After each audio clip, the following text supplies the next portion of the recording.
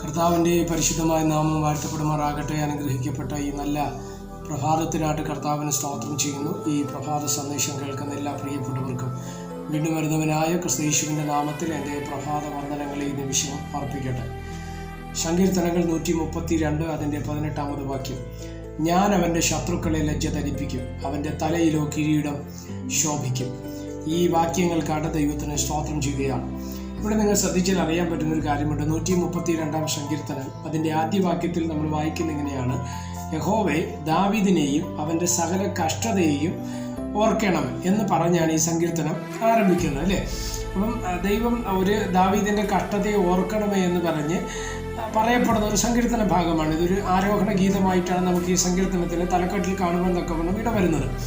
എന്നാൽ അവിടെ നിങ്ങൾ ശ്രദ്ധിച്ചാൽ അറിയാൻ പറ്റുന്ന ഒരു കാര്യമുണ്ട്. സ്തോത്രം. അത് പറഞ്ഞു വന്നിട്ട് 17-ാം വാക്യത്തിലേക്ക് വരുമ്പോൾ അവിടെ ഞാൻ ദാവീദിനൊരു കൊമ്പ് മുളപ്പിക്കും, എൻ്റെ അഭിഷക്തന് ഒരു ദീപം ഒരുക്കിയിട്ടുമുണ്ട്. ഞാൻ അവൻ്റെ ശത്രുക്കളെ ആരുടെ?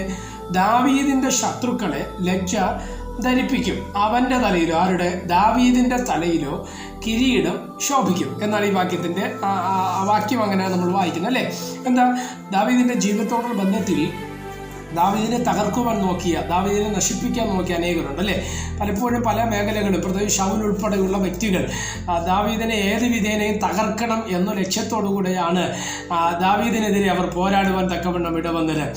സ്തോത്രം. കൊന്നു കളയാൻ പോലും തുനിഞ്ഞിറങ്ങിയവനാണ് ശൗൽ, അല്ലേ? പക്ഷേ അവൻ്റെ രോമത്തിൽ തൊടുവാൻ ആർക്ക് കഴിഞ്ഞില്ല? ശൗലിന് കഴിഞ്ഞില്ല. ദൈവത്തിൻ്റെ കരുതലാണെന്നുള്ള കാര്യം മറക്കരുത്. എപ്പോഴൊക്കെ ദാവീദിനെ കൊല്ലുവാൻ അവർ ശ്രമിച്ചിട്ടുണ്ടോ അപ്പോഴെല്ലാം അവരുടെ തലയിൽ ലജ്ജ ധരിക്കപ്പെട്ട മേഖലകളുണ്ട്. കാരണം ദൈവം ദാവീദിനോട് കൂടെ ഇരിപ്പാൻ തക്കവണ്ണം ഇടവന്നു, അല്ലേ?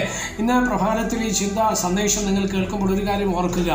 നമ്മുടെ ശത്രുക്കൾ ഒരുപക്ഷെ മാനുഷികമാകുക, പൈശാചികമാകുക, നമ്മുടെ അവസാനം കാണുവാൻ, നമ്മൾ തകരുന്നത് കാണുവാൻ, നമ്മൾ സ്തോത്രം കുടുങ്ങുന്നത് കാണുവാൻ, നമ്മൾ നശിക്കുന്നത് കാണുവാൻ, നമ്മൾ സ്തോത്രം മനക്ലേശത്തിലോ പ്രതിസന്ധിയിലോ ആകപ്പെടുന്നത് കാണുവാൻ തക്കവണ്ണം നോക്കിയിരിക്കുന്ന ആൾക്കാരുണ്ട്, അല്ലേ? അങ്ങനെ ഉള്ളവരുണ്ടെങ്കിൽ ഇന്ന് പ്രഭാതത്തിൽ നിങ്ങളോട് ഞാൻ ആത്മാവിൽ കൈമാറുകയാണ്.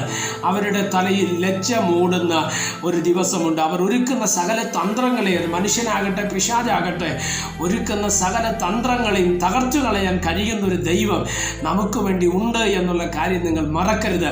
അതാണ് പറയുന്നത്, ഞാൻ അവൻ്റെ ശത്രുക്കളെ ലജ്ജ ധരിപ്പിക്കുക. അവർ ചെയ്യാൻ എന്താണ് ആഗ്രഹിച്ചത് അത് നടക്കാതെ പോകുമ്പോൾ അവരുടെ തലമേൽ ലജ്ജ ധരിപ്പിക്കുന്ന ഒരു ദൈവപ്രവൃത്തി ഉണ്ട് എന്നുള്ള കാര്യം മറക്കരുത്.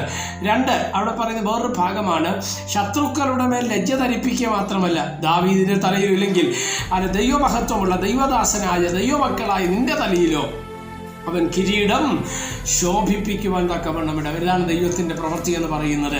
നമ്മളെ താഴ്ത്തുവാൻ നോക്കുന്നവരുടെ മുൻപേ, നമ്മളെ തകർക്കുവാൻ നോക്കുന്നവരുടെ മുൻപേ നമ്മുടെ തലയിൽ കിരീടം വെപ്പിച്ച് ശോഭിപ്പിക്കുന്ന ഒരു ദൈവം നമുക്ക് വേണ്ടി ഉയരത്തിലുണ്ട് എന്നുള്ള കാര്യം മറക്കരുത്. പ്രത്യാശയോടെ, പ്രതീക്ഷയോടെ, പ്രാർത്ഥനയോടുകൂടെ ദൈവകരങ്ങളിൽ ഏൽപ്പിക്കപ്പെടാം, പ്രാർത്ഥിക്കാം. പരിശുദ്ധനായ ദൈവമേ, സ്വർഗീയ നല്ല പിതാവേ, ഈ സന്ദേശത്തിനായിട്ട് നന്ദിയോടെ കർത്താവിന് സ്തോത്രം ചെയ്യുന്നു. ഈ സന്ദേശം കേൾക്കുന്ന എല്ലാ പ്രിയപ്പെട്ടവരെ തൃക്കരങ്ങൾ തരികയാണ്. അവിടെ നിന്ന് ചിറകടിയിൽ മറയ്ക്കണമേ, കൃപ കൂടെ ഇരിക്കണമേ. അത്ഭുതങ്ങൾ, അടയാളങ്ങൾ, വീര്യപ്രവൃത്തികളെ ദൈവം ചെയ്ത് മാനിക്കേണ്ടതിനായിട്ട് ഞങ്ങൾ ദൈവത്തോട് പ്രാർത്ഥിക്കുന്നു.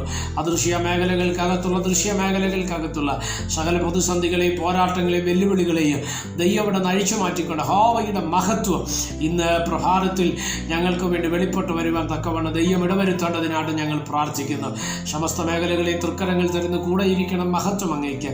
യേശു കർത്താവിൻ്റെ നാമത്തിൽ പ്രാർത്ഥനകളെ കേൾക്കണം. സ്വർഗീയ നല്ല പിതാവേ, ആമേൻ. എല്ലാവരെയും ദൈവം അനുഗ്രഹിക്കട്ടെ. God bless you.